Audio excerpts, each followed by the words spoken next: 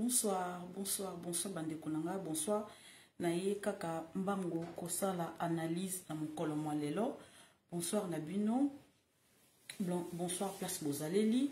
Bokoti bo partager vidéo, bokoti bo partager vidéo. Naye pour bosato sala analyse à mokolo mwa lelo. Donc voilà, ce qui comment ça s'est passé, comment les phares des saisons récupéré la colline de Chanzou. Donc c'est important, beaucoup de partager vidéo, voilà. Olimbisa. Allô? Allô? Allô? Je ris parce que je suis en direct. C'est comme un lame. Tout à l'heure. Côté direct. Olimbisa, c'est ma soeur. C'est ma soeur. Olimbisa. Bonsoir, bonsoir, bonsoir, bonsoir. Bonsoir Nabino. Bonsoir bandeko nanga. Nazo seka mingi. Olimbisa. Olimbisa.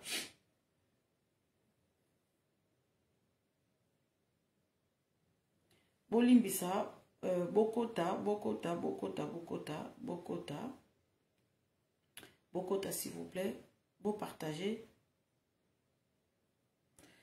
Voilà. Bokota, beau partager. Bokoti, beau partager. Bokoti, beau partager. Voilà. Na ou melate. Bande konangai. Na ou melate. Moko boyebi. Na ko ou melate. Bolimbisa, pardon. Bokoti, beau partager. Na tik la bino temps beau partager. Un ticket de bino tombeau partagé, voilà.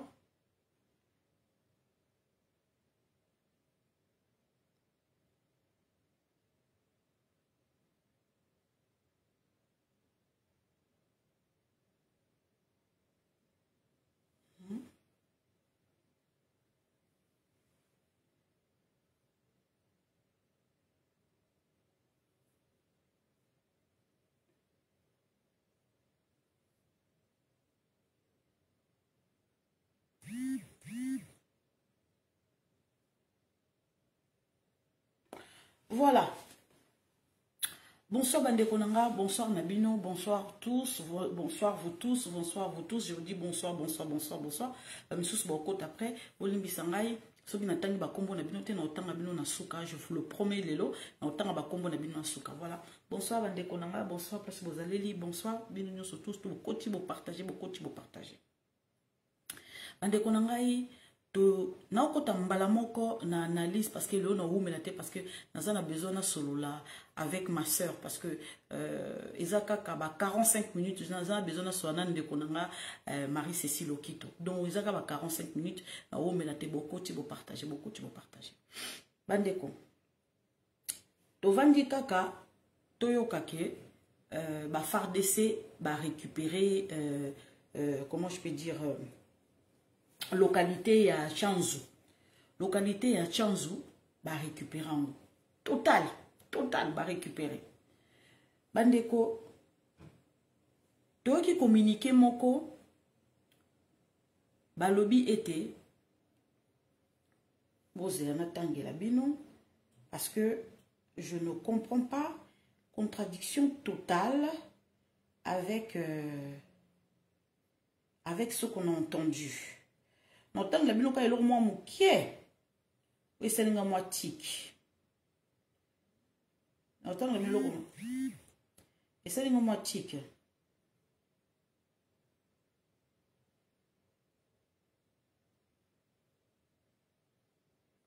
Boyoka bien. Les phares d'essai précisent que la dernière attaque du M23 à Chanzou et ses environs intervient au moment où la RDC s'engage dans la phase mutualisation des forces avec les pays voisins pour la normalisation des relations en vue d'améliorer la situation sécuritaire dans la sous-région pour une paix durable et un développement harmonieux de nos États, a expliqué le général Ekengi. Bande konangai. Biso toyebi que président Félix Tshisekedi tant qui pouvoir au début, tant à kota qui, comment je peux dire à kota qui na pouvoir, tout le monde qui il était parti, il avait tendu sa main à Museveni, Moutali Bosso, il avait tendu la main, c'était Kagame, Museveni, après nani Kurunzinza. Na Kurunzinza, je ne sais pas si président Félix Tshisekedi va coûter vraiment na Kurunzinza na habité, mais président Félix Tshisekedi dit qu'il avait tendu la main à ses voisins, pays voisins. À Kepe et pas Sassou, à Kepe pas Laurent Désiré, à pas Lorenzo, bah Sololi, tout le monde qui démarche président Félix Tshisekedi à Salaki pour abanda pour harmoniser en fait la sous-région d'Abisso. Makele les athées pour trouver que conflit les alatés, makele les alatés entre nous les voisins. Mais sans le savoir, président Félix Tshisekedi avait tendu la main à nos voisins. Mais moto na moto ayebi elo wazaki na mona motema na ye. Na le bana lingala, vous vous posez la question sur moi, vous vous demandez que pourquoi maman Lisette parle souvent en lingala. Mais je veux vous dire une chose, si je commence à m'exprimer en français, mais les gens qui me suivent, c'est la plupart des gens aussi qui habitent au pays. Mais si je parle en français et que la plupart de nos mamans, ils ont besoin de comprendre la politique. Hein? Ils ont besoin de comprendre la politique. Et moi, si je m'exprime en français, le français, ce n'est pas notre langue. Lingala, c'est notre langue. Je ne sais pas parler Chiluba, je ne sais pas parler Kiswahili, je ne sais pas parler Kikongo, je ne sais pas. On m'apprend. Nous allons apprendre plus Kutu Chiluba que Kikongo, Kutu. Kikongo nazo koka na bien, je connais bien Kikongo à l'état, Kiswahili moi moké, mais Chiluba j'ai la facilité de comprendre en même temps parce que c'est une langue, je sais pas, hein, c'est bizarre. C'est bizarre. C'est une langue facile à comprendre, Chiluba. Ça, c'est vrai. Si tu veux vraiment comprendre Chiluba, tu vas comprendre. C'est facile à prendre. Donc, c'est pour ça que je vous dis, moi, j'ai l'habitude de m'exprimer plus en français, mais je me dis, pour moi personnellement, mais à la maison, je m'exprime plus à lingala et les enfants répondent en français. Ils entendent, mais deux fois, ils disent des mots à lingala. Mais c'est très important pour s'exprimer na lingala. Pour ma maman na biso, mususu basali ba 20 ans ngoyo, ba 40 ans yango, ba 50, ba 60 ans, mususu ba kenda vraiment bazo occasion vraiment ya okende classe cité. Yango moni na sala tout possible na lobaka lingala po ba yoka. Et puis ba jeune mususu, donc français maman boulou depuis 20 ans, ba kenda classe cité, vous me kolobana lingala. C'est très important pour ba yoka. Voilà. Pour partager vidéo.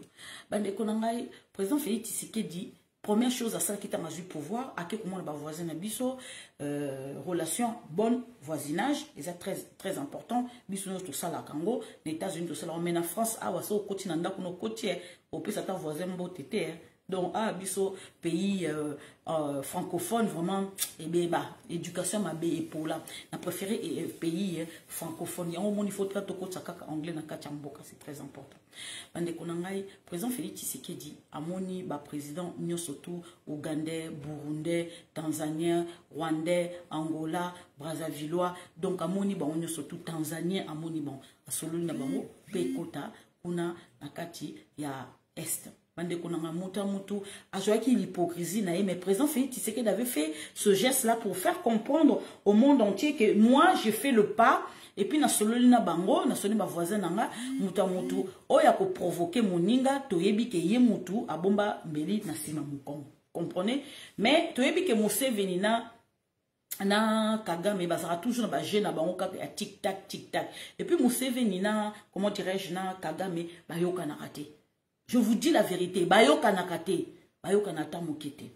Donc, bande konanga, eloko, monsieur le général Ekenge Ndenga Lobi, bango ba identifier ba rebelle bazali ba M23 mais biso toye koyoka lelo na après-midi que ba M23 ba lobi ke non ils ont biso to attaquer te eza biso to attaquer te biso ba M23 to attaquer te biso si to déposer les armes depuis 2013 to waki yoka na gouvernement mais biso to yebi ke M23 va déposer les armes, bah comment là on a Ouganda, bande konanga. Ndenge ni M23 lelo abima acha komba M23.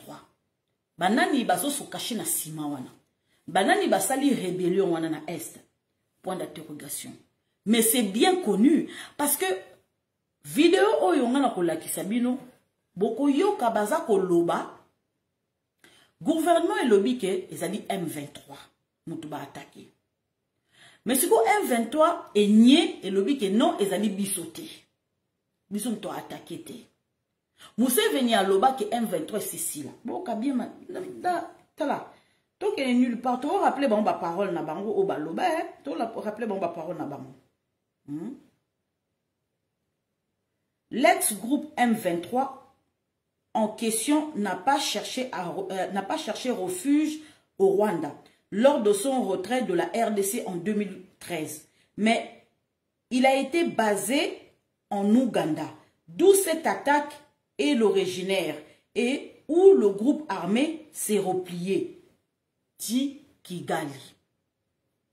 So babi dit Kigali, ezanani, Kagame Yemoko. Donc, attaque wana e uti na Uganda. Bepe na Uganda, ba pe attaque wana e uti na Kigali. Bazo se renvoyer balboui.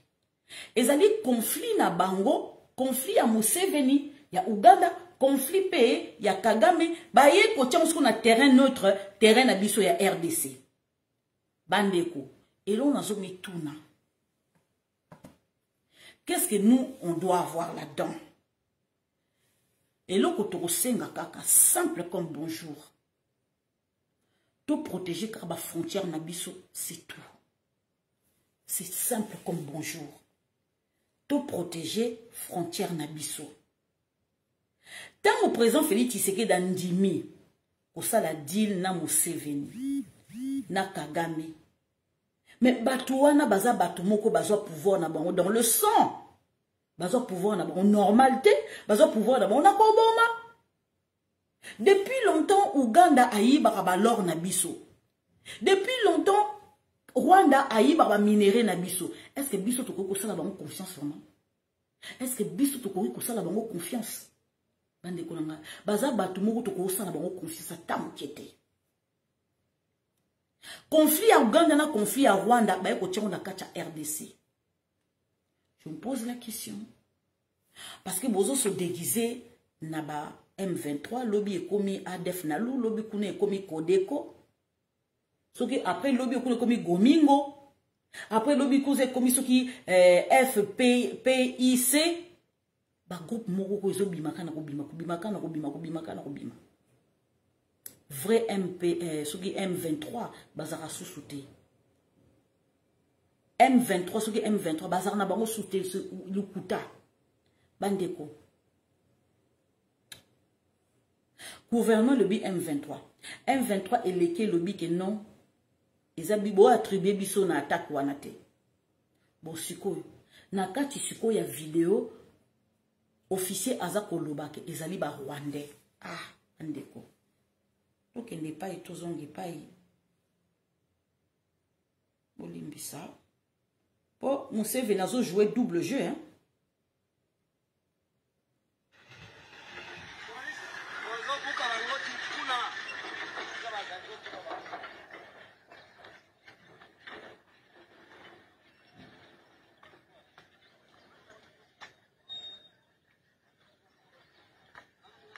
Oh, ils ont ma phare d'essai, hein.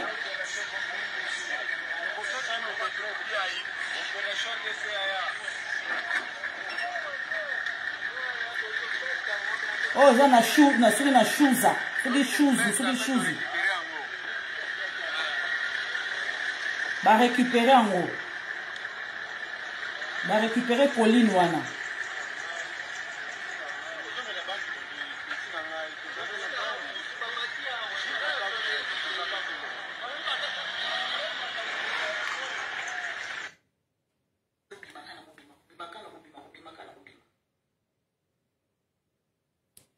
Bazolo ba bien sûr qui vous prêter attention bo ke na mur nanga bo mona vidéo wana. Bazolo ba mais c'est les Rwandais. Ande konanga na ngazo kosa. Qui dit la vérité parce que Patrick Mouyaya aza ko le sur autre chose vidéo a TP vidéo zolo ba le contraire. Patrick Mouyaya tala nzambe nanga quelle contradiction. Patrick Mouyaya ebisi biso ke za ba M23.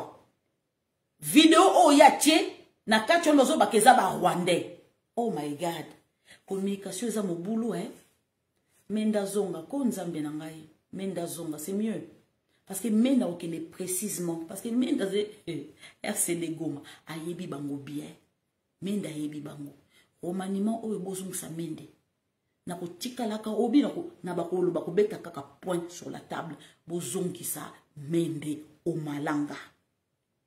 Muta yebi français obi ke akasa Molière. Mais obi ke muta dépassa nani mende azate. Patrick Mouyaya, vous savez, c'est un jeune. Il vient juste d'arriver dans le gouvernement. Il vient faire son essai. Il veut s'affirmer. Il n'a jamais été dans le gouvernement. Il n'a jamais travaillé. C'est sa première fois. C'est premier essai. Donc, Miss Makas Lokutate. Donc, quelqu'un qui est posé, qui s'exprime. Exactement, là, tu vas costume. Là, tu vas français bien, qui non, aux cohérent. Non. C'est à la langue qu'on connaît. Tu vois, lui, on ne le connaît pas. On ne le connaît pas. Il a composé avec les PPRD. Azala qui n'a pas PPRD. Donc, Mouta ou tu PPRD, attaque ou tu PC bénéfice du doute. Mais, beau-frère naïe, ce qui beau-père naïe, zali mozito. Vous comprenez? Donc, batande mwana, toko ki kosa ba mo confiance. Ande konangai. Tango, Jean-Pierre Delacroix. Bandeko. Oya zo komelanga awa atika ko komelanga ikotindela ba message s'il vous plaît. Bandeko.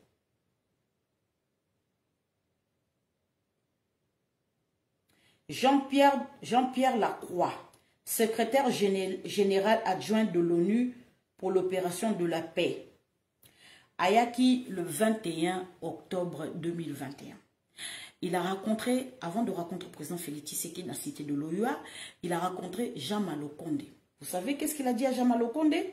Il a dit à Jean Malokonde, il n'y a absolument pas de plan qui aurait prédéterminé le départ inéluctable de la MONUSCO dans 3 ans, 4 ans ou 5 ans, parce que ce serait un calendrier artificiel détaché de l'évolution des conditions dans le pays, de la réalité du pays, déclare Jean-Pierre Delacroix aux journalistes l'interrogeait à la sortie de l'audience avec le Premier ministre. Il n'y a pas d'urgence. Dans 3 ans, dans 4 ans, dans 5 ans, pour MONUSCO à Kinde. Bisoto ebiki mandat ya MONUSCO Kalamingite Ezakosila d'ici la fin de l'année, d'ici l'année prochaine. Jean-Pierre Delacroix, il s'est précipité rapidement pour Nakokutana Samalokonde, na président Félix Tshisekedi. Na Samalokonde a lobby qu'il n'y a pas de précipitation pour la MONUSCO à quitter la RDC. Ok, il n'y a pas de souci. Mais en sachant que Jean-Pierre Delacroix, ça fait plus de 20 ans que vous êtes là et que vous avez violé nos mamans, nos jeunes, nos enfants. Vous avez tué nos papas. Vous avez volé les minéraux. Vous avez composé avec les rebelles. Vous fournissez les armes aux rebelles. Bande Konangai.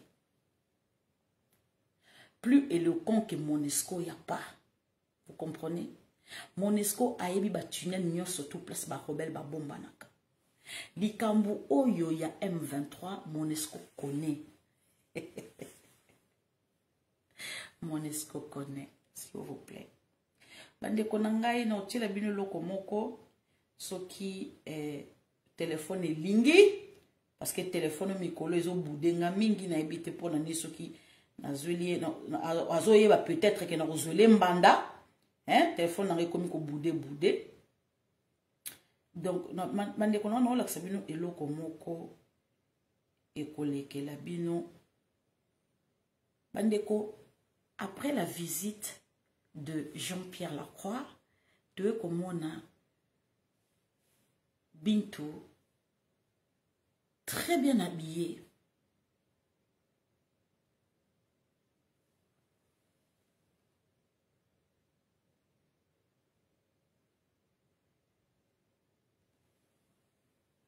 Je vous fais voir encore.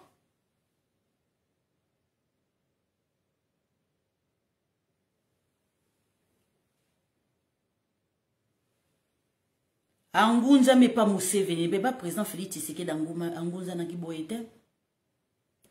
Bande konangai. Quand on avait FCC et Cash, Mama Bintou Keïta a tenu comme na Kabila. Avant qu'il n'ait toute la journée, il a eu solo là na Kabila. Et 3 jours après, il a eu na bakata nga bimi basala folie. Basala folie. Après, tu as trouvé les armes na résidence à John Numbi. Vous comprendrez. Donc, maman yo place nous sazo kende. Moi ba petit rébellion baza ko bimisa. Bande konanga moi soye après chef naye akei Uganda.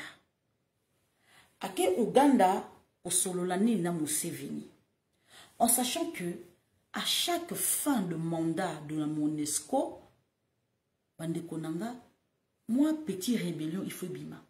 À chaque fin, il y a mandat, il y a MONUSCO, rébellion, il fait bima.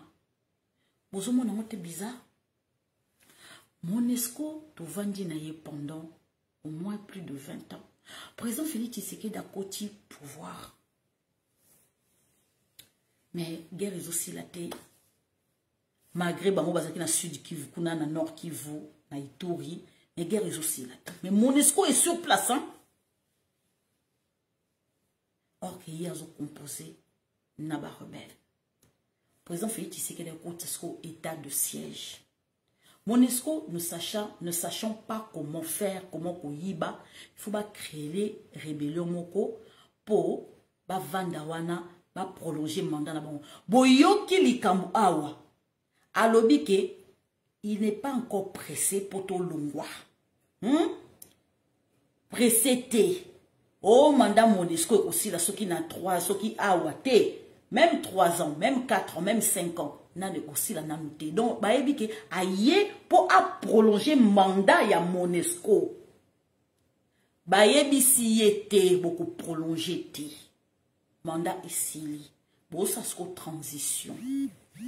A quelque mona, yé Bintou Keïta, a quelque mona, Museveni, que mandat na biso esilito bana siko kolongola biloko malembe tango et koki bayokani ba créer siko mwa rébellion bazo siko M23 pour ba vanda siko bazo provoquer dialogue siko pour ba vanda ba solola bande kona ngai toko solola kanini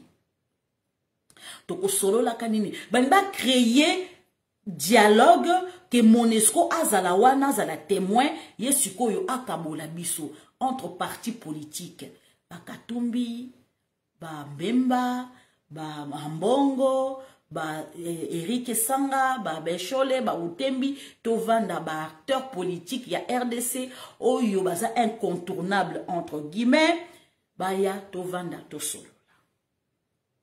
Que MONUSCO a créé le mois rébellion momukiwana parce que ba yebi que MONUSCO qui M23 et Bimi M23 est koluka dialogue. Vous comprenez? Tu es pour t'attaquer binote mais tu es koluka dialogue parce que il fallait to va na bino to kota na kacha gouvernement. Vous nous avez promis des postes na kacha gouvernement. Vous nous avez promis des postes na kacha FARDC. Te to promet bino le côté on ezaki na époque wana makambo na FARDC kozala karaba na mboka. Ina bata ba pays voisins te to lingi sou makambo na c'est fini niet. Bande konangai bozo comprendre sikoyo bana mboka bofungula miso ba MONUSCO bazo ya awa ba yebi eloko nini balingi ba créer na ba généraux musu baza na kacha FARDC baza complice soki ba M23 na siko ba kimi na Rwanda et Rwanda sali communiquer bango pe balobi ke non nous on a rien à voir là-dedans to yebi ke ekosala ka communiquer wana. Bande konanga, est-ce que bozo mona sikoyo ampleur y a problème? Ampleur y a problème ezanini. Ezali que président Félix Tshisekedi tanga kota ki na kata pouvoir. vous savez que akoka kolongola bambala sense wanate, akoka kolongola ba John Numbi te, akoka kolongola ba nani, comment dirais-je, oh nani kone nani kone tamba tango forte, bato makasi wana ya Kabila. Akoka komene ba mogerte. Et puis les sous akoka kokota état de siège tango coalition ezala kité, akoka kité. Pour balinga ba saboter, ba mener guerre moko farouche. Pour comprendre ce koyo na 2 ans na likambo ça les ala quitté. Yango moni babana ki koboma. En attendant que président Félix Tshisekedi babana ki kotinda bato na formation, ba commando na formation. Babana ki ko calculer ndenge ya kotia état de siège. Président Félix Tshisekedi akoka ko sala, comment dirais-je, guerre na ba pays voisins na bisoté o ba repousser lelo bozoyo ka ke FARDC komi ko repousser siko ba M23 ba komi ko kima na zamba ba komi ko kota na Uvira ba komi ko keleti ba Rwanda bozo sentir que voisins komi ko sentir son voisins komi ko sentir que RDC ka tozo provoquer lobby ba ko traverser siko frontière ba ko côté la biso. Président Félix Tshisekedi a okela mo malembe Président Félix Tshisekedi, c'est quelqu'un qui aime affronter l'adversaire. Mais ce qu'on a affronté, on dirait aux hommes qu'on a affronté. Mais on a affronté aussi. Il t'affronte sans que tu saches qu'il t'affronte. Président Félix Tshisekedi, ça fait effectif. Il n'a qu'à t'abarmer na biso. Ba généraux oyo, bazaki, ba commerçants, ba généraux oyo, ba yibaka, aebi ba onyo surtout bilongi na bango. Mais il a préféré les préserver, a préféré à garder dans nos paix, à qui n'a pas malembe. Parce qu'il y a yé, bah généraux na yé, oh a tinda na formation, non bah si formation. Cause en a quatre service de renseignement, ils ont les camarades sakanate, ils ont préparation, il y a 5 ans, même aux autres qui même à 10 ans, ils ont préparation ma cassi. Parce qu'il y a des pays voisins na bisouana, bateau bah qu'on garder la frontière. C'est pas les militaires. Non. Bah, on va regarder les frontières. Ils ont la militaire. Ils ont les services de renseignement. Bande konangaye. Na sepeli makasi. Professeur Ebirand. Azongi. Bandeko. Président Félix Tshisekedi a compté na professeur Ebirand. Azo mené combat moko bandeko nangai bondi mate. Est-ce que vous savez que ba carte na biso identité za numérisée. Ba carte d'identité na biso za numérisée, ba carte d'électeur ils la numérisée. Bandeko nangai, est-ce que vous savez que data center il y a biso dans data center ils na Kigali. Oh ils ont couvrir presque ba pays voisins nyon surtout. Mais siko ya biso siko et kokote na 2023. Oh ba moyen ba communication na biso ko leka sou na Kigali te. Oh soko zo benga na Kigali d'abord bazo ya koyoka. Après ba pesio appel. Makamone si. Nyon surtout et kozala numériser. Bandeko. Et comme système moko tous on a besoin de tokende na ba boutique pour toketinda ba Western Union, pour totinda ba MoneyGram, pour totinda ba Ria. Et comme système mon kozuka na téléphone au betika ozuka carte na ocheka mbon ba au betika papa una bazumbo numérique révolutionnaire.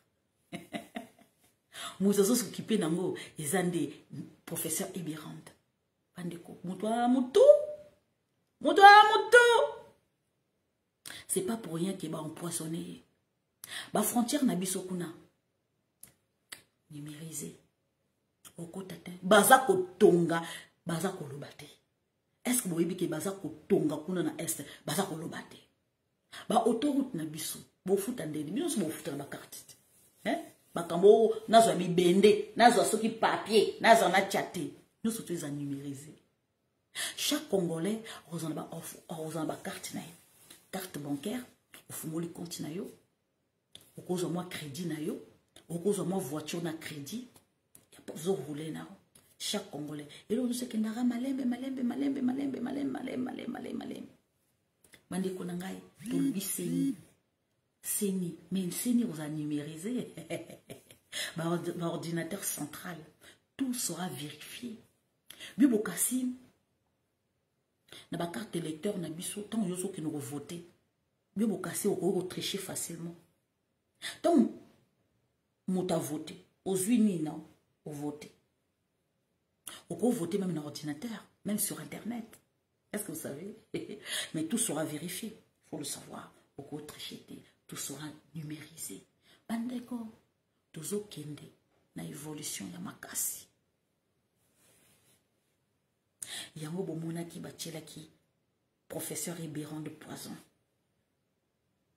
Yango bachela ki professeur Ribéran de Poison. Balingita za la pembe na fati bandeko.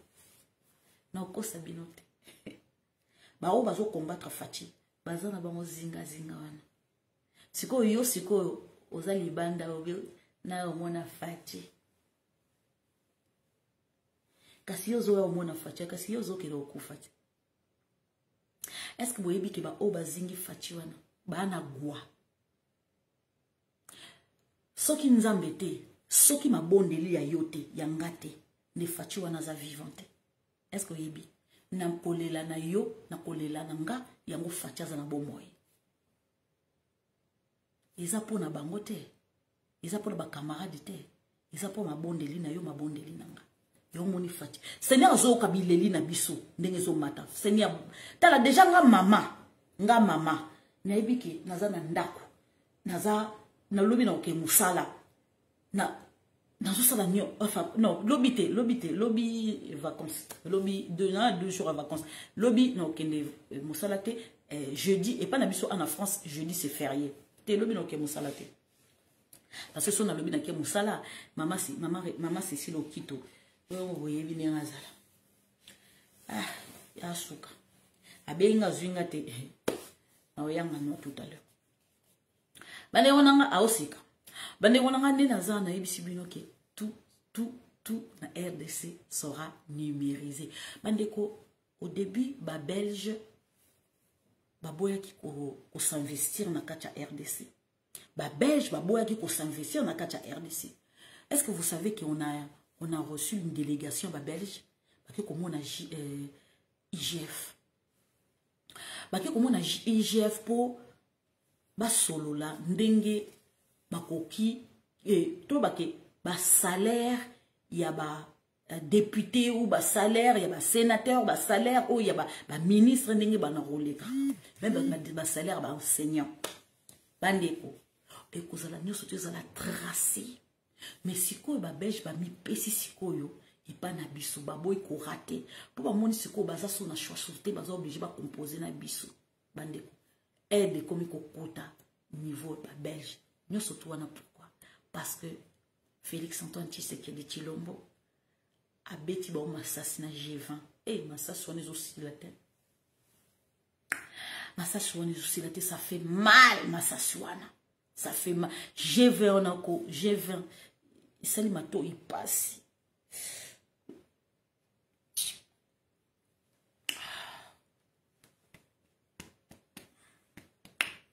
et ça limato il passe mato et suis et ça lima passe hein oh il fallait Joe Biden ayambe na Maison Blanche wala kutu malamu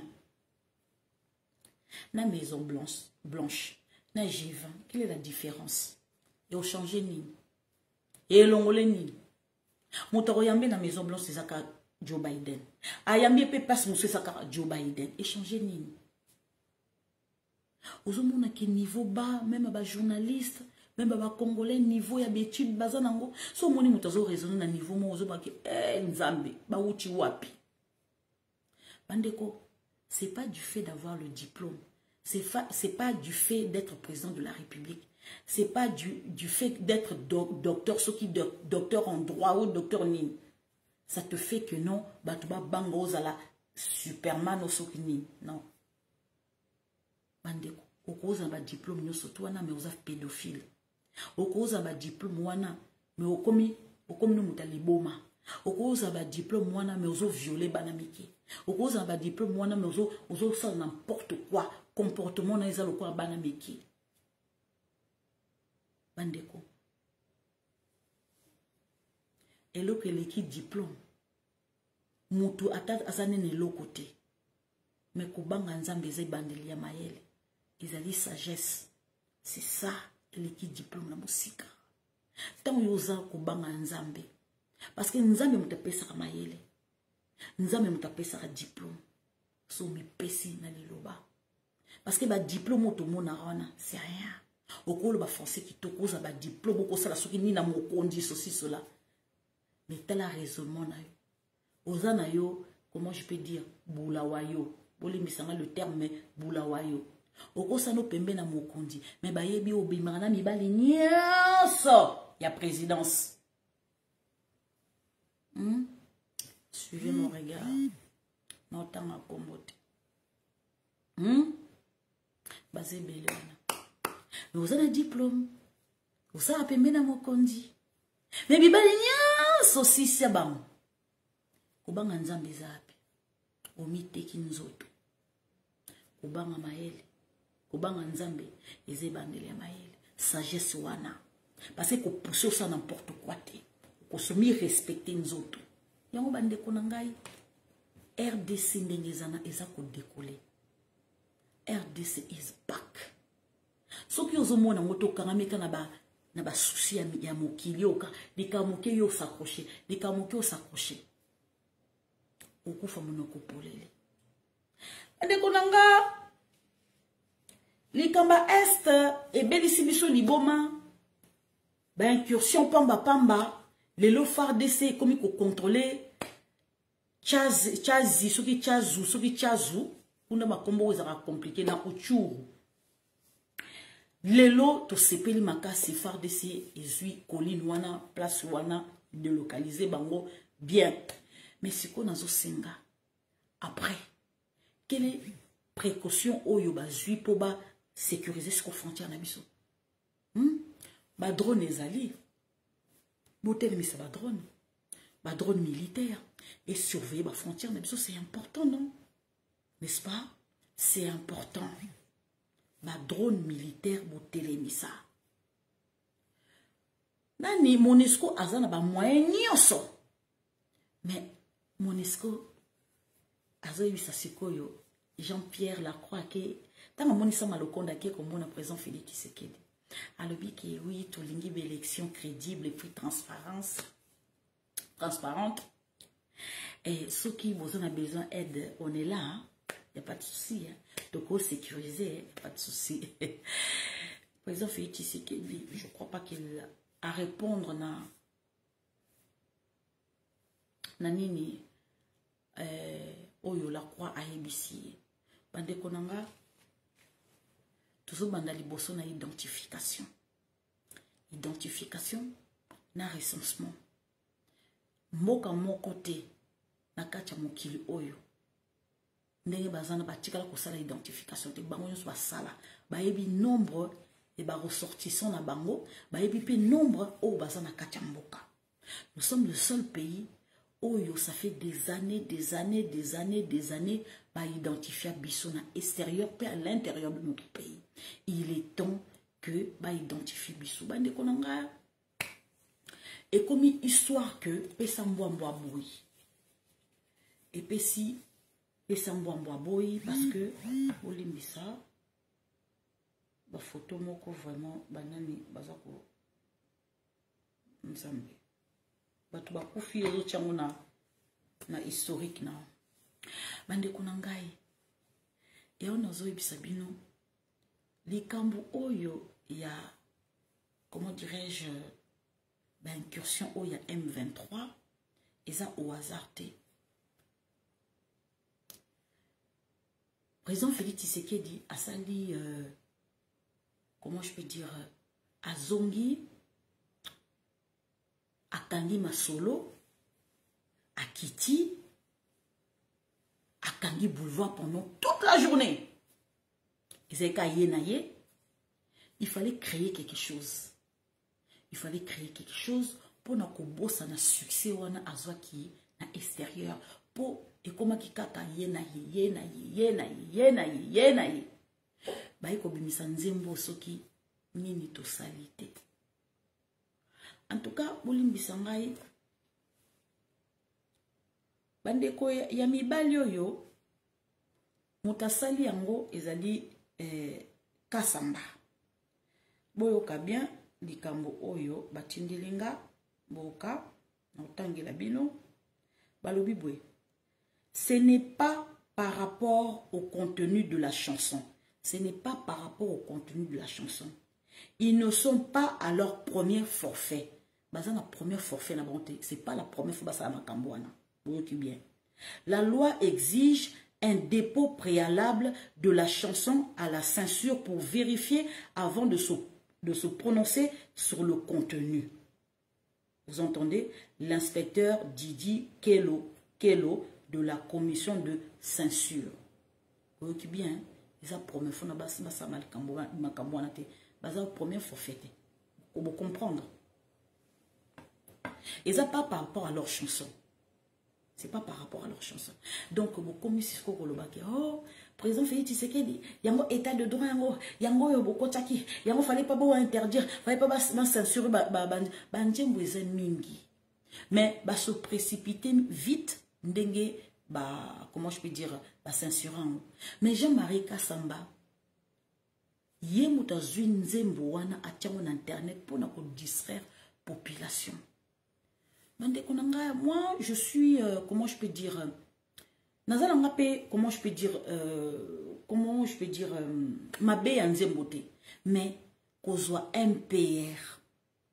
Kozwa kombo ya MPR eza kombo moko soko obita mozo benga ngoko ezo sanga pasi obi rappela bat obi combien ba famille ba kufa na MPR obi combien bana wana baza menacé te ba menacé ba ngote mais kombo MPR obi tellement que il rappellera biso ba mauvais souvenir pour nanga personnellement na ba garçon na ba nzembo na classe à côté. Parce que ça me rappelle de mauvais souvenirs. Tant que tu quitté, ngana maman ngana kati ya Zaïre na époque où on a toujours quitté ma situation mon comme a B pour na bana ya pour na avantage à bana ya donc je sala ngama B nga maman nga moni nga pas siko ko foute la nga maman nga muta bengi sanga na poto nga mobala bengi sanga na poto te nga mama nga botinga na mokili muta bengi na obi na sepela rakutu. Pour comment que ngana bengi ça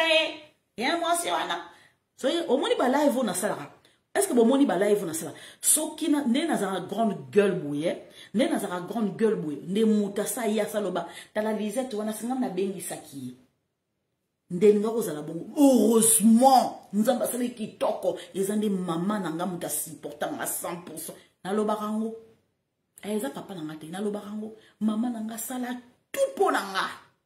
C'est pour ça qu'il n'a pas respect mon copain maman n'a pas cassé. J'aime toujours les filles c'est pour le papa. Eh non moi c'est le contraire. Moi c'est ma fille c'est pour ma maman. Nga c'est ma maman. Oh les filles c'est pour papa. Nga c'est ma maman. Parce que naïbi qui yimta sala tout ngana tchama kolo ana poto. Je n'ai pas demandé à venir en France. C'est ma mère qui a voulu que je vienne auprès d'elle quand j'étais encore petite. Léo n'a commis boué, n'a commis coco boué.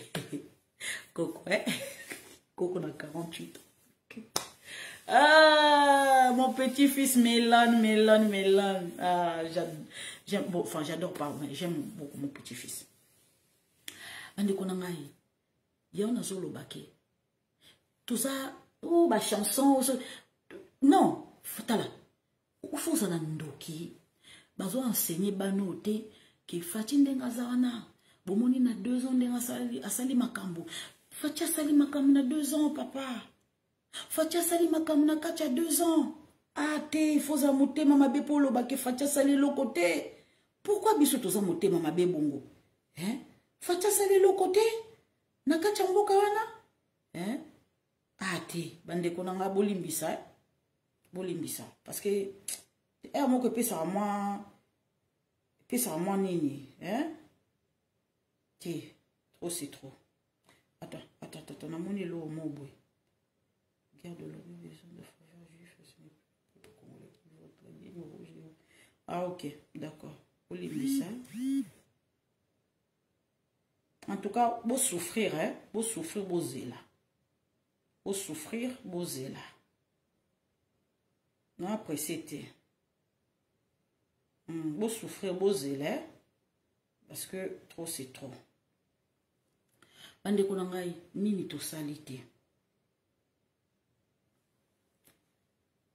Nous avons garanti la liberté constitutionnelle d'expression, même aux rappeurs payés par Soriano Iscariote pour nous combattre. Nous avons construit Beni, un hôpital militaire flambant neuf avec un bloc opératoire intégré doté de technologies médicales à la pointe afin d'améliorer les conditions de prise en charge médicale FARDC engagés dans les opérations contre ADF Nalo. Nini salité. Nous avons écarté John Numbi ouvert une enquête sur la mort de Tchebeya. Nini salité. Nous avons augmenté les recettes et les réserves stratégiques. Nini salité. Nous avons ramené le Congo au premier plan du concert des nations. Nini salité. Nous avons augmenté les salaires des enseignants. Nini salité. Nous avons augmenté le salaire des militaires. Nini salité. Nous avons construit les logements décents pour des militaires. Nini salité. Nous avons mis en place un programme alimentaire qui, à son apogée, garantira notre autosuffisance alimentaire. Nini salité. Nous avons, grâce à la fondation de la première dame et de son programme d'études supérieures, Intelligence finance les études dans la grande université du monde de 171 boursières venues de 14 provinces de la RDC. Nini salité. Nous avons permis aux artistes comédiens d'être soignés gratuitement grâce à la fondation de la première dame. Nini salité. La rééducation du prix de passeport. Nini salité. La gratuité de l'enseignement. Nini salité. La gratuité de l'éducation de base et aliments, le plus important, une mesure très forte qui est applaudie par tout le monde. La gratuité de l'enseignement est garantie par la Constitution, mais elle n'a jamais été appliquée. Cela soulage beaucoup de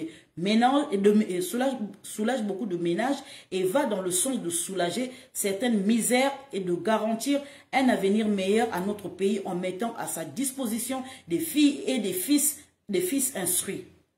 Aujourd'hui, les différents rapports font un état de recul de 33% à ce 2 années en ce qui concerne le taux d'alphabétisation dans notre pays. C'est grâce à la gratuité de l'enseignement de la base. Nini salité. Tout continuer. Parce qu'il y a aussi là. La réhabilitation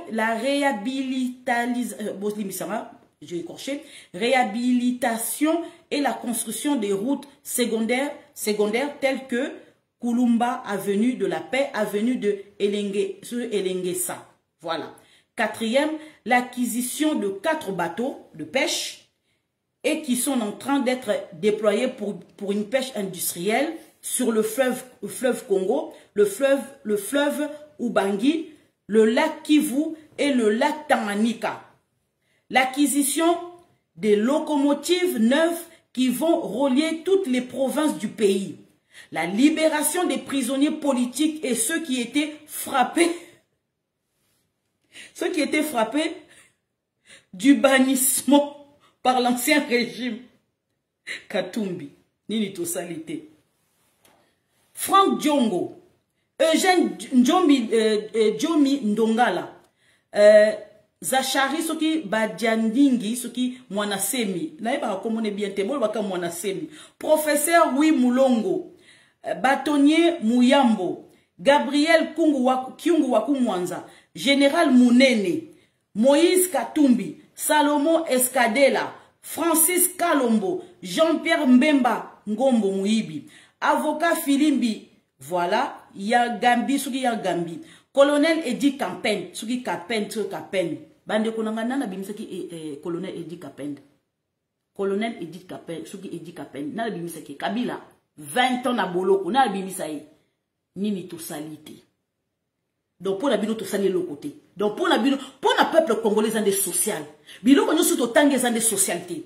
ba billet d'avion kiti ezan de socialité nini to salité ah faut za monter maman faut za la ndoki kala mingi te la minyo pumbwa.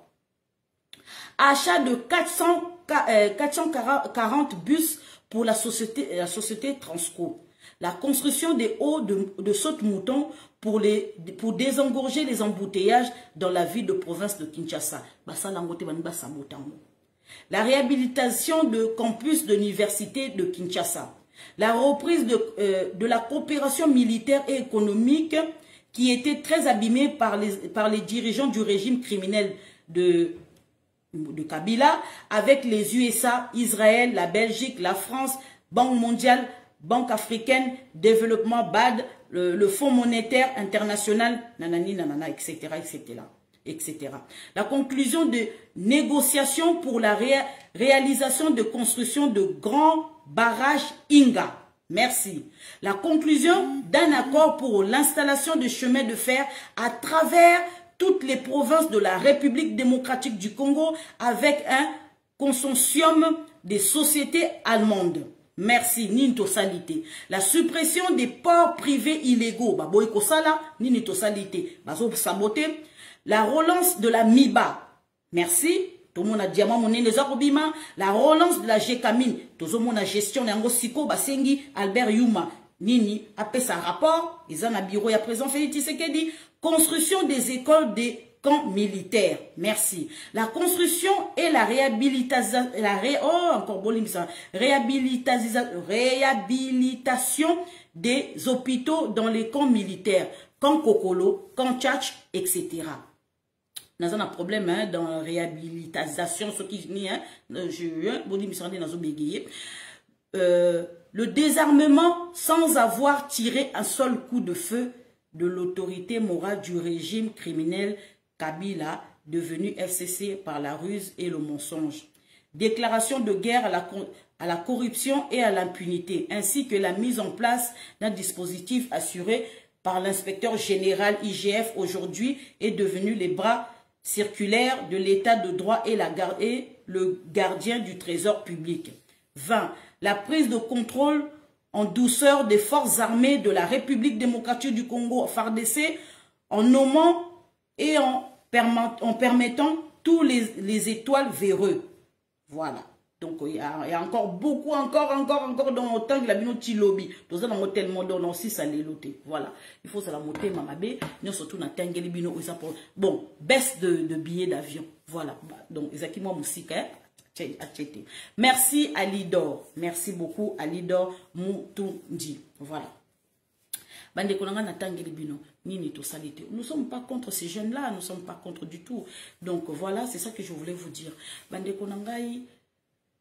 Et loko, toko tana vu sujet na biso likambo o bomoni à propos il y a Katumbi accueilli Belgique. Bande konangai, je ne veux pas vous mentir. Je veux vous expliquer, c'est un fuite en avant. C'est un fuite en avant. Kabila, Katumbi a quelque luka balobinga makassie les Israéliens azoluka bafungo les portes des USA à Kota. J'ai l'impression que Moïse Katumbi bakangeli les portes des USA. À quel luka bandeko ya tata nae o bazan influence na monde ya ba juif. C'est pour la première fois que un métis azo que le honoré ba juifo ba kufa na 1945. Katumba salangote. Katumba tika ko sala geste wana te. Ba ebisi ba lobi sala geste wana et qu'on marqué l'esprit ce qui y a benga o manani na boseni comme ce qui ba nani ce qui ba o ba mandefu wana ba za mandefu ba biloko mo ce qui ba benga on a yebi comme na benga mo dai ba vraiment ni na ba moté bande ko nanga akiko déposer ce qui ba fleur andeko pona honorer ba mémoire ce qui ya batu wana andeko toboyite, hein? Toboyite. Mais, eloko Katumbi akimeli mboka ezali azana ba problème en justice. Ba problème en justice kala mingi teza kobima. Na yebisa ki bino ki asenga ki audience pas président Félix Tshisekedi baboyele audience wana. Pour nani ba sur la makambo oyo IGF a trouvé na Katanga gestion na ye. A roulé bate belé. A teki ba mine belé. Rapport sikoyo oye kimisi Katumbi ezali rapport oyo président Félix Tshisekedi azanango o IGF a conclu a tient Nicolas table la président Félix Tshisekedi bazako étudiant et puis Katumbi est au courant que président Félix Tshisekedi aza au courant na ba gestion oyo nyo surtout asalaka na Katanga a roula bata yiba makabe belé azanango na biro na Katumbi ya lobaki ke azo consulter Kalombo Kalomba meleli mbondo na kabila pourquoi nazo ba kabila yangi sous roche olena ba Katumbi na ba kabila yangi sous roche Kalombo ameleli Katumbi mbondo en passant devant Sango Mokonzi devant Peter Kazadi ameleli kabila Katumbi mbondo bandeko pour vous dire que azoloba président a consulté. Président a consulté, oui. Mais président a consulté. Bon, il y a na Lubumbashi te. Aeka mbala moko ko consulté na Kinshasa. Bandeko. Bokende na mur ya papa Anglo Congo. O ba yebite ko na olakisa bino ka carte na ye O a yebite na olakisa bino ka carte na ye. Yeyo. Papa, boko makaka Anglo-Congo. Boko comprendre ka Anglo-Congo. Boke na mur na ye, boke na mur na ye. Yeyo. Anglo-Congo, bokende. Boke na mur Anglo-Congo botanga. O nga na yebisa kibino jour wana bondima kinga ite. Katumbi akomi Kinshasa. Ensemble. Ba soki ba député na ye. Ba mon côté à boyi. Donc mon côté à boyi na ba mon côté à boyi. Bango nyo surtout ba boyi Katumbi yamba bango. Mutute andimi Katumbi donc andimi Katumbi te. Oh ina yamba yo ba boyi. Je vous rappelle encore. Ceux qui vous ont la mémoire courte. Président Félix Tshisekedi na sama lokonde ba woda ko sala séminaire moko awa kalate. Ah, quand en 2023, je crois que avant l'été, oui, avant l'été, bah où tu connais ça séminaire moko pour réhabiliter 145 territoires nabiso. Bah où tu connais ça là. Président Félix Tshisekedi, na discours on a lobby que ici, ils ont des visions nangai. Beaucoup travailler pour le peuple d'abord. Mais si vous êtes ici pour les autorités, ceux qui autorité morale nabino, portez ça ouvert au koki koki nayo. Rappelez-vous séminaire au Bassa qui suit 3 jours.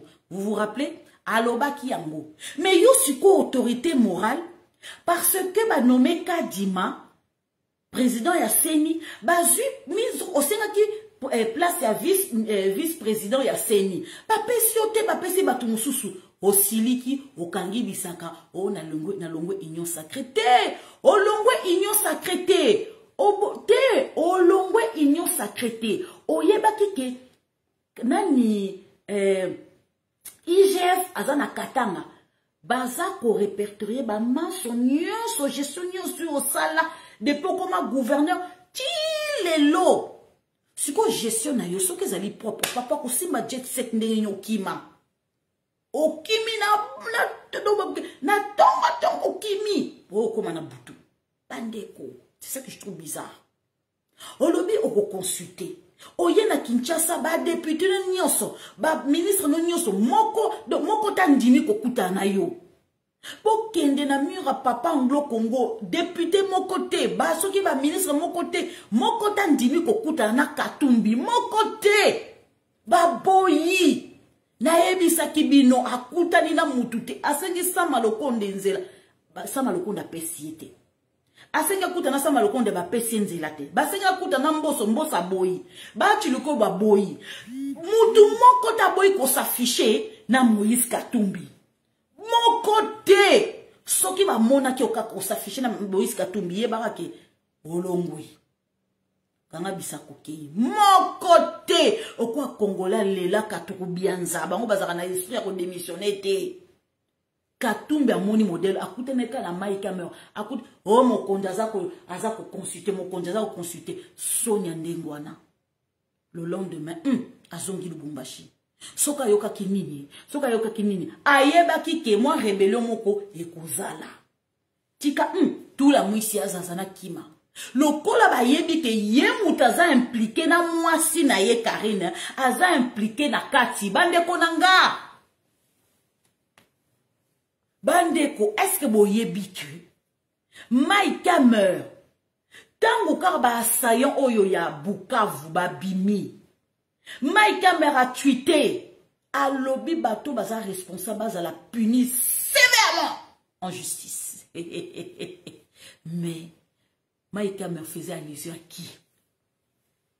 Il parlait à qui? Abaki ko boa ke la libanga molili wana na nani que Bamissouba a accusé en justice sévèrement. 2 jours après, Maïka Meur na Gomao, na Bukavu, akena osani kona. Awa bakari mignete. Akena ko vérifier est-ce que bakari mignon neza ko kangamate? Est-ce que ba sécurisant ngote? Parce que non seulement que Maïka Meur. Vous vous rappelez Maïka Meur à Lobaka atikala jamais koloba mabe na Katumbi na Kabila atikala jamais koloba mabe na Kabila azaka patient. Il y a eu un moment n'habite qu'est-ce qu'on a raconté à Maïka Meur mbala moko ba bisi Maïka Meur oyo asala boye mtazo bloquer mbala moko Maïka Meur na luka article wana quand ngai ko fouiner na sarene ko fouiner te Maïka Meur lobi je ne veux plus voir Kabila. Si les lots, Américains sera le bilikambo. Azaloko la takinga zonga rasimate. Albi, je ne veux plus voir Kabila. Atika na pe ko monete. Bolimbi sanga. Bakala mingi te naza okata. 15 minutes na kati. Je ne veux pas voir Kabila. Aloba kiango. Bandeko. Yeba kite ke Katumbi mutazali mele. Azape na bakari minyene na est kuna. Tant Maïka Meur bazo landa muke bébé moto azo comprendre te ba gestion ya katang ba ki kozela ka rapport oyo IGF abana pour ça na chekamini kula e ya ekoma na likolo ya message ya président Félix Tshisekedi lokola ba américain baza ba partenaire na biso gagnant bango pe bazui rapport wana ya chekamini batangi rapport wana Moïse Katumbi gestion Moïse Katumbi catastrophe bandeko tango ba moni lokwana ba mona kaka o na est kuna o M23 ekoti na Bukavu asanya bibi o toto libéré bandeko na biso e humilité M23 bimi à qui profite le crime bandeko asisi consulter na Lubumbashi te azui jet privé na allez yowana na France ake ko luka soki ba larme ma benga nguma nan ba soki ba na boso ni kombo ba juif ba de ba benga bon bolimbi sa na omona ba message na bino te na omona ba message na omona ba message na bino ku bien de ba ko melanga zela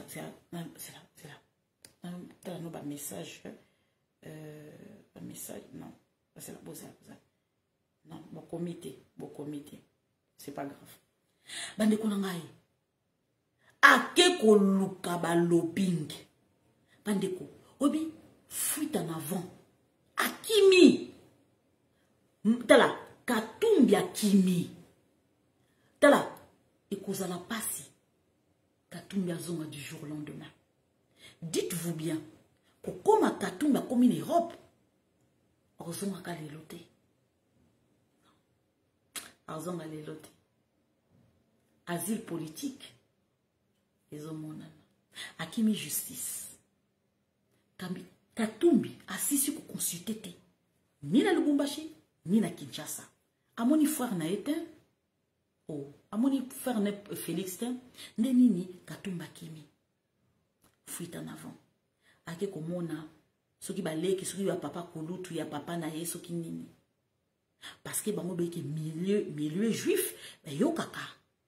Ba yo kaka. Bango bazana ba beaucoup milai. Mais Américain, j'ai l'impression que les Américains vont comprendre Katumbi. Bazo boya à côté des États-Unis. Pourquoi? Bazo freiner. Est-ce que bazo payer visa? On dit bazo payer visa. Question que tous se posent. Est-ce que comme aux États-Unis? Non, souhaitez botika ya comme aux États-Unis. Botika ya comme ça la lobbying né. Mais ko simba kate. Parce que rapport à Mike Hammer, rapport ya Jekamine Oyo. Il est dedans. Rapport Oyo, Oya gestion à Katanga, il est dedans parce que c'était lui le gouverneur. Ce qui est sénateur américain, que ce soit républicain, démocrate, bayebi bakamwana, il y a d'autres ça lobbying kuna. Oui que makamwana est bête à poto. Pandeko, naebi sibino, je vous le dis, Katumbi poisonga Congo, ezali lote. Oh. Terre d'asile les sous. Akimi Lissous. Ah, président Félix Tshisekedi. Azo s'affronter na. Ce qui a payé ça qui Katumbi siko passeporté. Bonumba olobani. Ce qui a payé ça qui Katumbi passeporté. Bonumba olobani. Président Félix Tshisekedi azako banga. Mais à permettre, malgré président Félix Tshisekedi a une nationalité ya Obali Burundais na constitution ya ba burundais, ils ont que ce qu'on bali une burundaise, toi aussi tu deviens burundais. Donc ça c'est qu'on a nationalité burundais, ça c'est sûr. Dardanio, ceux qui Dardanio, Italio, Greco, nani sosu, juif, nini sosu, tohibi nyoso to congolais. Bon, yo suko moto moko ba nationalité belé. Ozanani, ozoki manani. Oza moté qui drogue était. Pour un passeport et qui les Américains vont comprendre qui est Katumbi. Moutou balinga ba pesa a dirigé RDC. Yé wana moteki iranium. Ande konangai. Katumbi za mbonge bilé ya dépenser.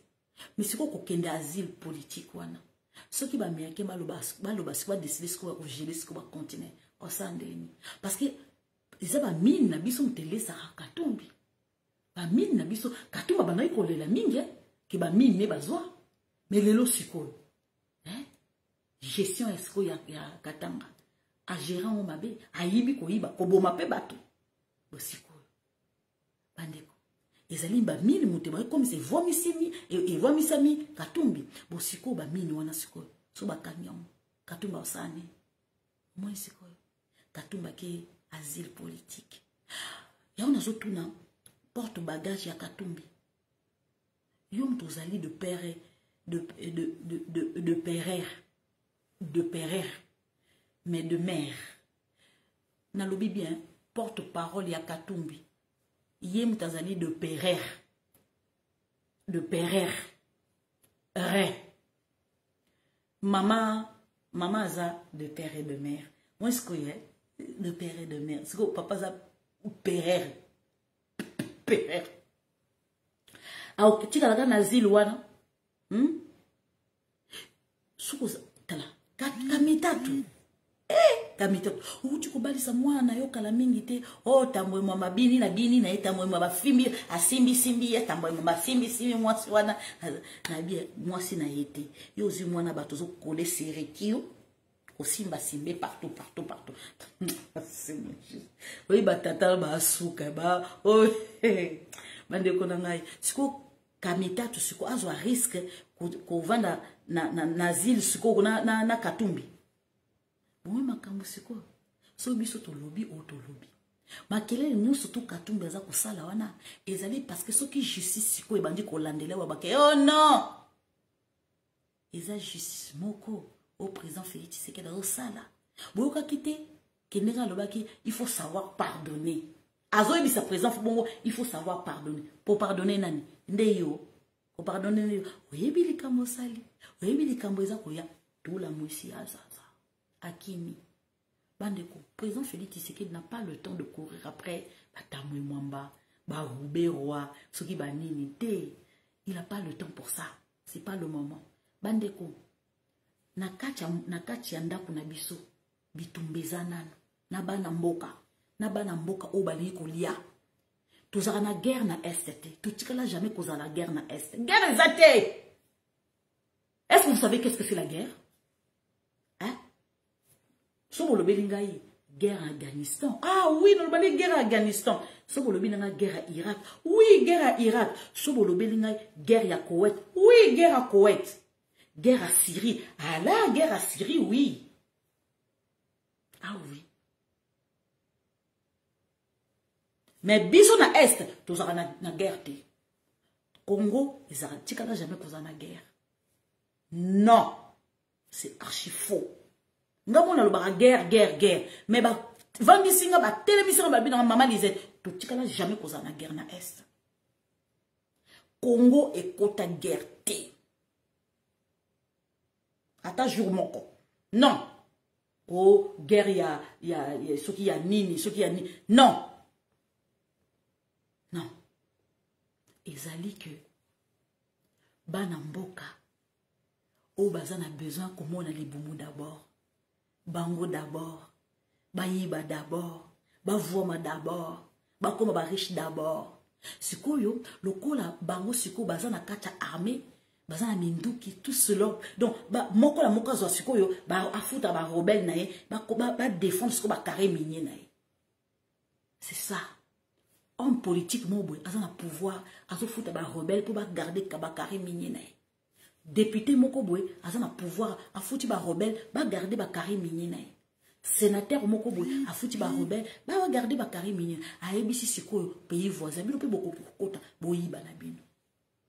Eh, bah, mon peu bazupé, bah, tu n'as pas, côté si bah, on a kacha RDC, bah, foutu à rebelle, va garder sur Bakari minier. Yope Ouganda, ça peut pareil, yope Tanzanie, ça peut pareil, yope, ce qui, Angola, ce qui, bah, on se retrouver place moko. Mais quand place où on a baza ko yiba, place où on a baza ko yiba, baza ko boma, baza ko tonga ba immeuble, baza ko tonga ba immeuble, baza ko tonga ba immeuble. Ça alors, jamais, tu sais que jamais kozwa, ce qui est guerre na est ezate. Ils ont des biso bana mboka, to boyiko, ba biloko wane sila. Po, ce qui, ba mouvement na ba incursion wane sili. Et ba immeuble kuna na est.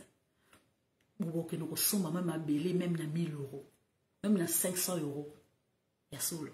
Même na 500 € que somba. Pourquoi? Parce que baza sou na mbongo futa souté. Baza sou na mbongo, baza na mbongo sou sur futa ba rebelté. Baza na mbongo sur otonga ba immeuble té. Bomoni ba immeuble mingi na kacha ya Kinshasa wana. Ils otonga masouté. Koi. Katro bien des asouté pour na kotombola. Ndeti kamere kanini kanini toleka ndeti kamere voilà donc yazo ko kasote ami de ba ko so tonga te mbongo asko ba bombo asko et ça combien des années yango bomoni siko amida akoeli siko bilanga akomi ko sala bilanga ne pour s'en sortir et oui mutu sa komika na mabele pour ebike mabele comme avenir. Le bino ba congolais bosa ko yebate. Mabele est ça avenir. L'agriculture, je répète encore, est ça avenir. Yango to ko comme so riche. Tala katumba komi riche na mabele. A sombi mabele na biso. To roboto lango. Banda kone wana tongi to roboto lango. C'est comme un propriétaire à l'état. To comme ça au hôtel. To comme ça au hôtel. Bande konanga eza mabele. Tala mabela Congo kendate. Mabela Congo kendate. Na ibisibino ekendate. Orozonga mabele nao. Omoni mabele wana. Bana Congo ndo gérango. Biso ndo gérango. O mabele kendate. Yo ebite kozo soma mabele Congo komelo bingai. Oyebi, ozola na buto zomo na bato bazo ko finu na kwingo. Ozo mabele. Mabele. Son ma belle biso. Son ma belle. Est-ce que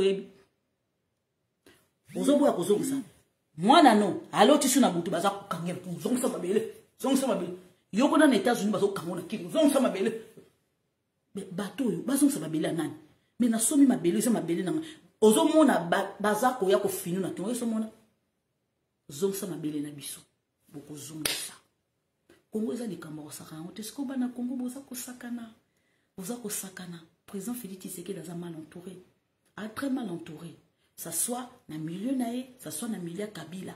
Baza très mal entouré. Ba o baliana Kabila bazana président Félix Tshisekedi bango to baza mal entouré.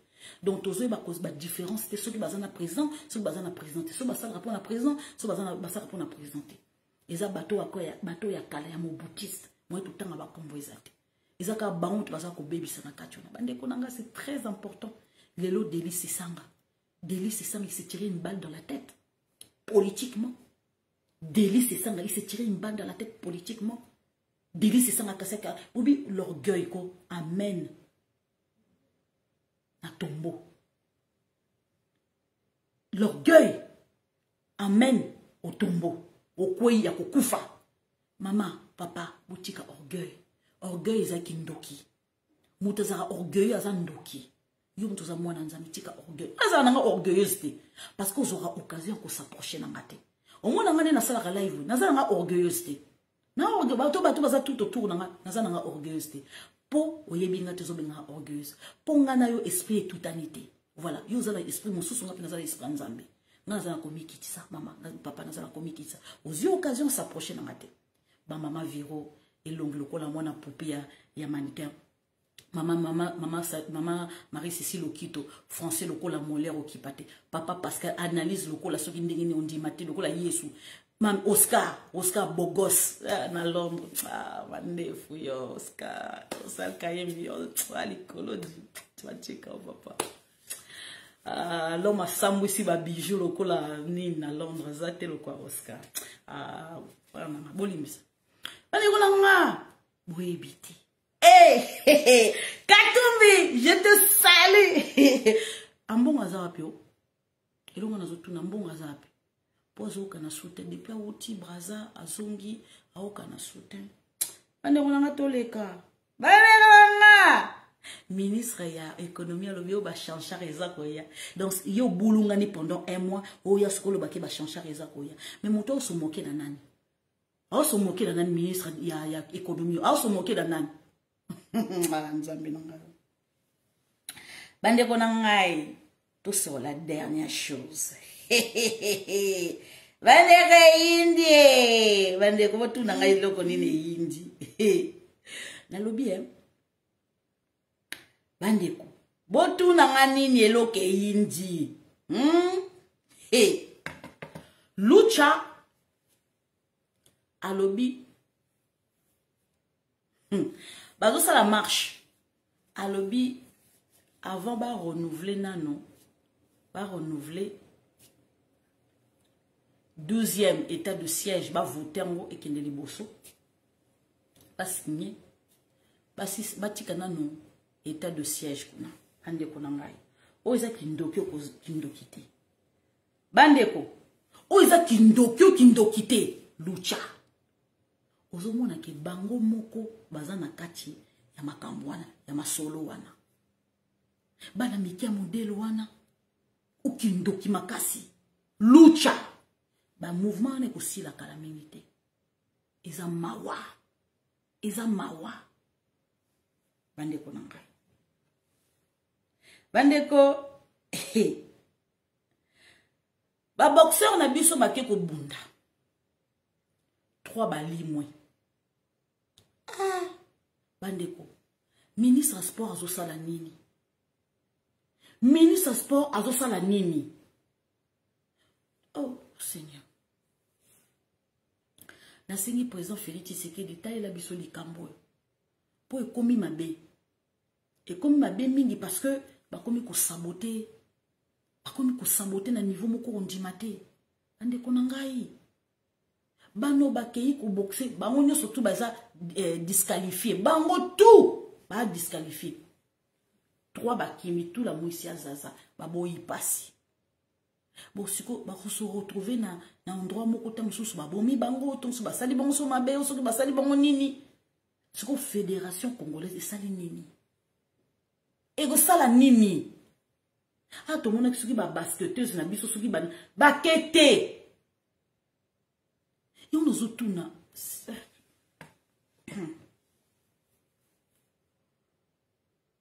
Il est temps, président Félix Tshisekedi, yoka peuple nayo.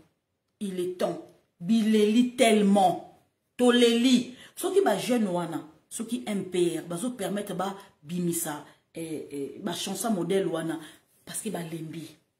Ba lembi parce que tokoki ko pardonner sous-souté parce que oyebisa ki biso que tangu osali union sacrée.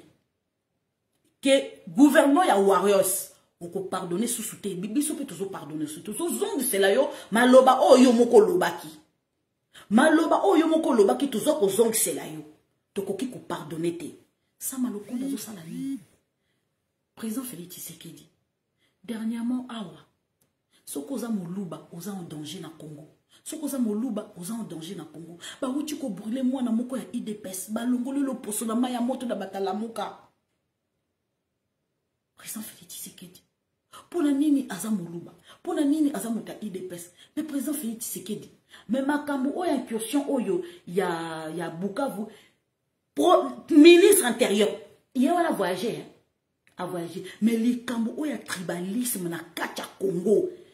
Na lobi qu'est-ce qui est mis en place pour babanda ko lutter na makamandengwana? Qu'est-ce qui est mis en place?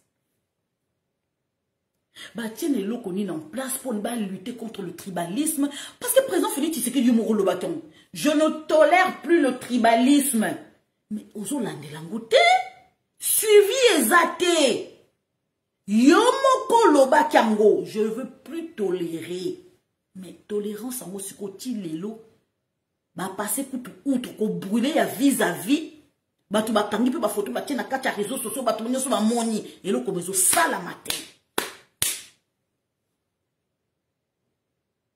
Soki Maïka meurt à Twitter quitté pour dire que Batunyo surtout Oyo Bazali de près ou de près na makambo Oyo Basayor Oyo Bukavu ba répondre à la justice. Les ministres intérieurs à Kéter n'état lié côté. On a sauté à déplacement, on a ça déplacement. Le kola mondela lobi bongo et ya kei.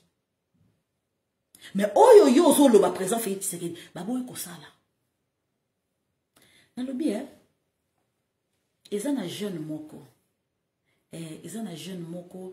Ils ont mongalos. Ils ont école na ngai. Comme on est sur lui, sur qui Guy Luando. Guy Luando. Ils ont mongala. Alors bien, ils ont 38 ou 39 ans. Babi soit disons soit avocat. Talengaïte. Bon sikoyo. A comme ministre ndeni, so ministre, so qui barni, so qui ministre, so qui anene, so qui naebi, so qui ministre de l'habité. Mais comme ministre ndeni, car c'est mouta maman Olive Lembiti. Ah mouta maman Olive. Est-ce que vous savez que na kacha cabinet nae, batunyo surtout baza na kacha cabinet ya, so qui lui, so qui Guy Luando wana. Boyebi ki balinga présent fait Tshisekedi te. Na ko lobango. Ba fui ki salami. Ba oyebi sanga mona yoki. Ah. Ba enregistrer bang. Soki ba yoki bok oh ba tunaye bok répéter que maman disait Azui voice wala. Calamité non diffusant. Ande konanga. Bazo se plaindre na kati ya ministère ya gisoki Guy Luando. Yango nanu to monate. Depuis époque Mobutu kutabaki ko futa biso bien. Ah bon? Te Mobutu ba futa biso bilo ka commission ko yiba ba ko permettre bilo bo yiba. Mais si ko balobi babi non to monate président Kabakate. Eh donc ça veut dire que président Félix Tshisekedi a ça kitoko. Président Félix tala soki déjà batu e Mobutu se baza ko loba bongo. Ko seka na ngeza bien te ah tu as changé de roseka.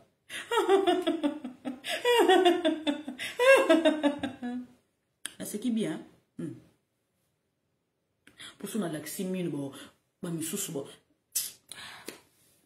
no ex binosina soki bazo lo ba bongo donc ngo laxaki ba robinet za ko kangama IGF asa na sima moi ba détourner mbongo ezate Gilwando soki Gilwando na kasi mota mama Olive Lemete akomi na mbongo ndeni o akomi soki so na fondation na soki na OGM na soki na nini aza kopesa ba enseignant soki na nini na Équateur kuna ba mbongo ba salaire na ba enseignant azo mbongo wapi na mbongo ya avocat moto azo sponsoriser ezali Olive Lembe. Olive Lembe aza na sima na ye baza ko travailler na sima na ye po bakanga bakene ko kanga na Équateur kuna président Félix Tshisekedi oyebi likamba kolobelo o biso tosala ngo pona katu kubianza te likamba kolobelo oyo biso tosala ngo pona katu kubianza te tosala ngo po tozali ba compatriotes tolingi mboka na biso. On veut tout simplement rentrer chez nous. On veut tout simplement être en paix dans notre pays. C'est tout simplement. Ce que vous avez pour un bon président Félix Tshisekedi, c'est na tika live depuis longtemps. Na tika live depuis longtemps. Mais nous sommes pour na école nanga. Pour battre belle président Félix Tshisekedi, baba ko sala pour na mbongo balembi. Battre belle président Félix Tshisekedi, baba ko sala pour na mbongo. Musuba wa sala pour na makangu d'abord. So na leki live na fait ah osoki oyoko a becha robia suko azui basila lokuta suko a mami suko le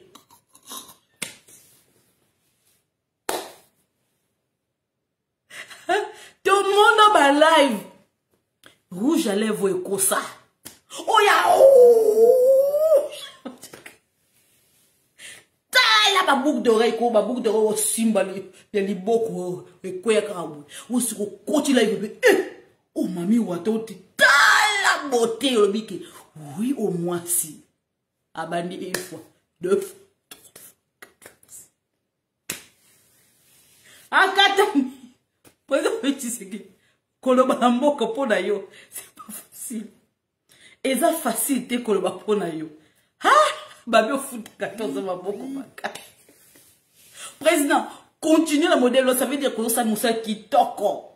Combien de fois président Félix Tshisekedi toyok ngana yo kango na matoyi na ngai mibali na basi mama Lisette yo sala musala wana fo ba futa yo si waza boye mais nakoki ko bunda te pona mboka nanga so na bundi pona mboka nga ba pesi ngambo na bundi pona mboka nga ba pesi mais non je suis congolaise de père et de mère eza mboka nanga na kozela président Félix Tshisekedi te repesa mbongo ponga na telema non donc biso ba congolais tozamo yo mo tozo koka kotonga mboka na biso te tozo zelande bato ba ko pesa biso nde bilia tolia tozo ko telema te ki fainéantisme za na biso to tika changement de mentalité yangwana oko il faut telema pour na l'école no ki patriotisme na kata nzoto oko ki ko vanda te ba ke tenga il faut ba pesa ngambonga yo zo lobela pour na individu ozo lobela pour na école na ngana zo lobela pour na programme président Félix ce président Félix c'est que na programme ki to côté pour na RDC bolinga na naza la liboso na bino parce que aza na programme kitoko pour na RDC azape alobaka ne pété asala depe mutu mabete alobaka ne pe azo sala ka bolamu pona yo na ngana bana na biso c'est tout ce qu'il fait na mabena na malamu na emanyo surtout na accepta président Félix Tshisekedi dans un parfait c'est un être humain lokola yo nanga asala pe bambeba mais bambeba na ye tokoki ko ya ko boka mo libanda te mais sikoyo biso to ko attaquer ye kaka na ba oh ba entouré ba ceinture ne ba entouraye ba muntu baza mabe okoza muntu malamu mais oza entouré na bato mabe basi nini baleka ba live te na kata réseaux sociaux amatika tika oh otali moi si bobite non zoé na libala zoé libala tika